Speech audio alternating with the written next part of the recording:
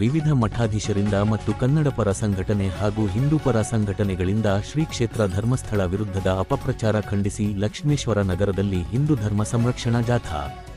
ಹೌದು, ಗದಗ ಜಿಲ್ಲೆಯ ಲಕ್ಷ್ಮೇಶ್ವರ ಪಟ್ಟಣದಲ್ಲಿ ಶ್ರೀ ಕ್ಷೇತ್ರ ಧರ್ಮಸ್ಥಳ ವಿರುದ್ಧ ಅಪಪ್ರಚಾರ ಖಂಡಿಸಿ ವಿವಿಧ ಮಠಾಧೀಶರು, ಕನ್ನಡಪರ ಸಂಘಟನೆಗಳು ಹಾಗೂ ಹಿಂದೂಪರ ಸಂಘಟನೆಗಳ ನೇತೃತ್ವದಲ್ಲಿ ಲಕ್ಷ್ಮೇಶ್ವರ ನಗರದ ಪೇಟೆ ಶ್ರೀ ಹಾವಳಿ ಆಂಜನೇಯ ದೇವಸ್ಥಾನದಿಂದ ಹೊಸ ಬಸ್ ನಿಲ್ದಾಣದವರೆಗೆ ಹಿಂದೂ ಧರ್ಮ ರಕ್ಷಣಾ ಜಾಥಾ ಹಮ್ಮಿಕೊಳ್ಳಲಾಗಿತ್ತು. ಈ ಸಂದರ್ಭದಲ್ಲಿ ಪರಮಪೂಜ್ಯರಾದ ಬ್ರ. ಡಾ. ವೈಜಿನಾಥ ಶಿವಲಿಂಗೇಶ್ವರ ಶಿವಾಚಾರ್ಯ ಸ್ವಾಮೀಜಿಗಳು, ಚರ ಮೂರ್ತೇಶ್ವರ ಮಠ ಗಂಜಿಗಟ್ಟಿ, ಶ್ರೀಮಾ ನಿ.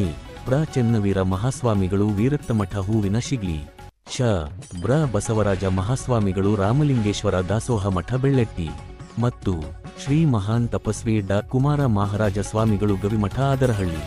ವೀರಶೈವ, ಲಿಂಗಾಯತ, ಪಂಚಮಸಾಲಿ ಸಂಘದ ತಾಲೂಕಾ ಅಧ್ಯಕ್ಷರು, ಉಪಾಧ್ಯಕ್ಷರು, ಸದಸ್ಯರು ಹಾಗೂ ಪಂಚಮಸಾಲಿ ಸಂಘದ ಅಧ್ಯಕ್ಷರಾದ ಮಂಜುನಾಥ ಮಾಗಳಿ, ಸಮಾಜ ಸೇವಕರಾದ ನಾಗರಾಜ್ ಚಿಂಚಲಿ, ಆದ್ರಳ್ಳಿ ಗ್ರಾಮ ಪಂಚಾಯತ ಮಾಜಿ ಅಧ್ಯಕ್ಷರಾದ ಹೊನ್ನಪ್ಪ ವಡ್ಡರ, ಸಮಾಜ ಸೇವಕರಾದ ಶಂಕರ್ ಬ್ಯಾಡಗಿ ಮತ್ತು ಸಂಗೊಳ್ಳಿ ರಾಯಣ್ಣ ಅಭಿಮಾನಿ ಬಳಗದ ಜಿಲ್ಲಾಧ್ಯಕ್ಷರಾದ ಬಸವರಾಜ್ ಹಿರೇಮನಿ, ತಾಲೂಕಾ ಅಧ್ಯಕ್ಷರಾದ ಸುರೇಶ್ ಹಟ್ಟಿ, ಮಂಜುನಾಥ್ ಮುಳಗುಂದ, ಪವನ ಬಂಕಾಪುರ ಇನ್ನೂ ಮುಂತಾದವರು ಉಪಸ್ಥಿತರಿದ್ದರು.